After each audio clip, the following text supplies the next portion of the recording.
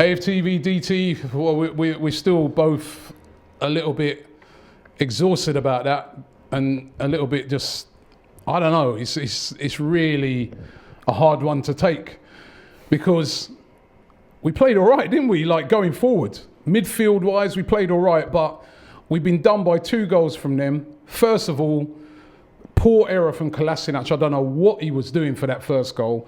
And then the second goal, poor defending from a set piece in a half that we dominated. They'd hardly been into our half. I mean, they had chances after that, obviously, once we're chasing the game. But just very poor from Arsenal. Same old errors, same old problems. And don't matter how well we've done in recent weeks, the old frailties come back to bite us in the arse at the worst possible time. You go 1-0 up, you're most vulnerable when you score a goal. What was Kolasinac doing? Honestly. I don't know. It's a simple 5-yard pass, Robbie. There's no excusing it. I don't care. You just got to pass it to the man, innit? Not only is he not passing to the man. They're not good enough. They're not good enough. We know it. Nacho Monreal could still get in this team and play in that back three better. It's not good enough. How can a professional footballer on over 100 grand a week not use his fucking right foot? Simple 5-yard pass. Give him the fucking ball. Why didn't he, to me, even at the time, I was like, why are you passing it backwards? He had all the space in front of him. There was no one pressuring him. No one closing him down. Move forward with the ball. It was so we can play well against Leicester. We can do what we did against Wolves. But results like this will ultimately come back because we've still got shit. You've got to remember, what did I say to you the other week? You can't polish a turd. And that's the problem. You can polish it for a little bit. And yeah, you might get a bit of luck. But ultimately, you're still left with shit. Talks of these guys getting new deals and things like that. New deals. You know? I'll give him a fucking deal. Fuck off and I'll pay for it. You know, because it's frustrating because if you look at the game overall, the team on the front foot, despite playing away from home, was Arsenal. All right, it was. You could obviously see the tactic from Spurs was, sit quite deep, hit the ball long. That's what it seemed to be. Try and get it up to Son and try and get it up to Kane. But then you got to say it kind of worked because they know that those defenders are vulnerable. Yeah, they knew. But that was it. Don't get it twisted. Tottenham are an awful side, but they've beaten us. And Jose's done it again. Absolute shithouse.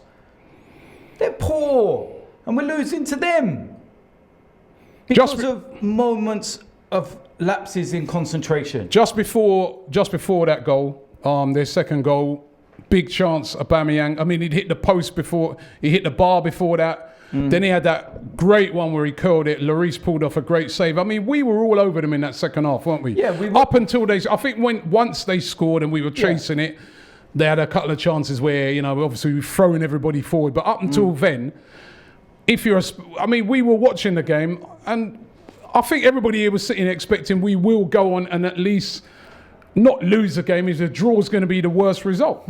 They were looking tired. We weren't. We're in control of the possession. We just needed a bit of cutting edge. I don't think that we really went for it like we could have done because they were there for the taking, Robbie. That's the most frustrating thing. I would have took losing against Wolves or Leicester because they're actually good teams. But we've just lost to shit. We lost the other week to Brighton. They're shit. We're losing to shit. There's no excusing that today. What are the players going to do in the dressing room? If you're Oba or whoever or Laka and he scores that goal and you're looking over at Kolasinac, you're sitting there and you're thinking to yourself, what the fuck are you doing? Go and do that, put us in the lead. A minute later, turn around and you're fucking about. And look what's happened. It's a fucking joke, man. Really pissed me off, that result has, because it was the way that we've lost it. It's the manner of it, isn't it? Tottenham have done nothing to open us up. Nothing. Not a fucking thing have Tottenham done to open us up. Schoolboy. Every inch of those 2 goals could have been avoided. At a corner. Even the corner. Defend! Even giving away the corner. Giving away. Do you know what I mean? What do you want me to say, Robbie, man? You know, because the person I felt sorry for at the end of the game was Arteta, because obviously his game plan was a good game plan. We dominated the game. We looked good in lots of parts of that game. However, he's still got the problem of that defence. Yeah. And until we solve that, and it doesn't look, when you hear some of the sounds that are coming out of Arsenal, it doesn't look like they're looking to really solve that problem in the summer. All right, Saliba's coming in, and Mari will be back, but you can definitely see that we need a commanding centre half there. We need reinforcements there. We do. Listen, Robbie, if we don't get reinforcements, then we're going to be sitting here this time next year saying the same fucking thing. And I'm not even going to waste petrol money to come here. I'm just going to tell you to play the recording from last year. Because it's the same. How many years have we sat here, Robbie, and we can laugh and joke or whatever, but how many times have we sat here and said about our same frailties? Can anybody else see it? Or are we delusional? What is it? Seems like it is only us who see it. Well, because we don't seem to do nothing about it. No. So if Stan Kroenke doesn't want to do nothing, yeah, let's get to the bigger picture, because if we got an owner that doesn't want to invest and don't want to back a manager, then give it to someone who does. It's going to be all eyes on him this summer, isn't it? It will. Even though we got this COVID-19. I don't think there's a lot of signings we need to make, but there's some key signings, isn't there? Key signings, spine. Yeah. You know, the most crucial part on a formation is your spine. And at the end of the day, our spine is spineless. What more can I say about that? You know, at the end of the day, we've got Liverpool on Wednesday. We're lucky they've already won the league. It's a bit of a dead game now, isn't it? Well, we're lucky they've won the league because they'll pull our pants down. But then next week, Man City. It's all on that now, isn't it? All on that. Behave, Robbie. Man City are slapping teams 5-0, playing in reverse. And a much better team than Tottenham, who will. And if we make the errors that we made today, we got away with even a couple even before that. Yeah, we did. That Martinez kept us in. Yeah, well, Martinez made one as well with a kick out from the back in the first half in that first 10 minutes. So I don't know whether it was nerves. I don't know what it is. But listen, you're professional footballers. You're international footballers. You're people that have played a long time. What are you nervous about? There's no fans in the stadium. There's no one pressuring you. Imagine what that's like with 60,000 of them baying for your blood and whatnot. And the thing is about it now is that any chance of, you know, we hear the news tomorrow, I think it is, about Man City. Any chance of any top 5, that's completely out the window. We know. Because fifth could have got you in. Yeah, it could have. Right? But I'm glad. And no Europa League. No, I'll tell you why I'm glad. Because first and foremost, if we went in the Champions League, we'd get absolutely humiliated with the squad we've got. We'd get humiliated. Be like Bayern Munich all over again when we come out. I've had enough, Robbie, and all that. Europa League, I don't want to be in it. I'd rather we're not in any competition except the Premier League, League Cup, FA Cup. Give Mikel Arteta a real chance to try and build and try and do something. You know, Leicester had a fantastic season the year they weren't in any European competitions.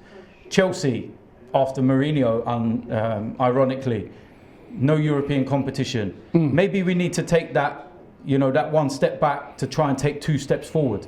And for me, I think it would just be a hindrance on the team. Just not good enough again today, the same old errors. And I'm going to be very interested to see what Mikel Arteta does, because I want him to come out and just be truthful. It's not good enough. I get the feeling he will be. It's inexcusable. I get the feeling he will be. And like you said, what does that do to Aubameyang when he's looking at that? Does he start to think to himself, what's the point in being here? You know what I mean? Because like you said, attacking-wise, we look good. But defensively, still the same. Look, over the last few weeks, I've seen enough in the final third. Dani Ceballos, again, standout player today, for example. But it's those same areas, the same frailties. That result was just Arsenal. Do you expect anything less? I don't. I don't know why I raised my hopes anymore. North London derby, man. I'm expecting better. I'm expecting better concentration. I'm expecting better defending. I am in the North London derby. That's where I want you to turn up and defend. Well, put it this way: those 3 that were playing in the centre back role, each one of them's on over 100 grand a week. They don't deserve £100 a week. They deserve to be in the dole queue and collecting their gyro on a Wednesday or Friday or whenever the fuck it is. Not good enough. Not good enough. Fuck him.